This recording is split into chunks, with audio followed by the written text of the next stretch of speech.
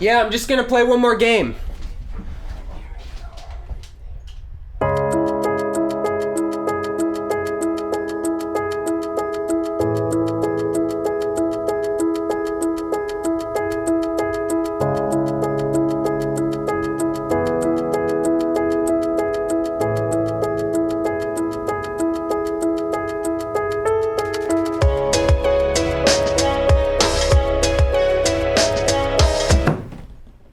Chris, how long have you been in here?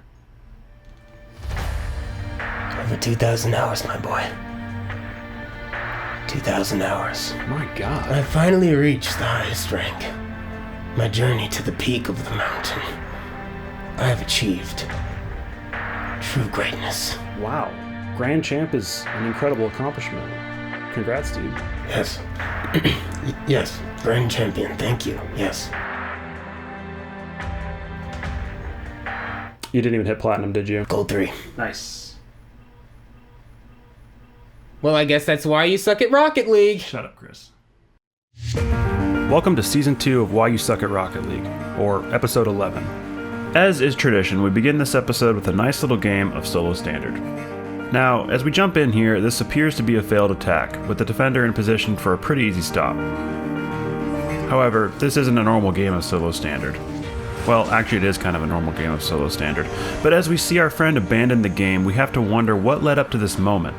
Let's go back into this game and see what we can learn from this. Earlier in the game, we see a sort of odd collision in the corner. Little did these poor naive teammates know this is simply a sign of things to come. The main problem here is he isn't aware of his teammate's better position to make the cross, and his tunnel vision causes him to cut the rotation and cut off his teammate. In itself, it isn't a terribly uncommon mistake. However, the collision has brought our subject's rage meter online. If he isn't careful, it may begin to rise. His next play isn't too bad. He attempts to control out of the back, which is fine. It wasn't a bad effort, but here he needs to quickly rotate behind his teammate in goal so that that guy can go out and clear. Instead, his second teammate attempts an awkward clear off the wall, causing the goalie to miss, causing our friend to panic and cut off his rotation again, which gives him a terrible angle at the ball, which, well, yeah. Now, at this point, we can almost see his frustration in his playstyle. The misses begin to build on top of each other, each one becoming more and more desperate. Notice that rather than putting the misses behind him, his rage meter climbs dangerously higher. Here, he gets accidentally bumped by his teammate, which isn't terribly uncommon. However, the rage meter is too high for forgiveness at this point, and the incident only tightens our subject's tunnel vision. This leads to yet another cut rotation, ruining his teammate's basic clear.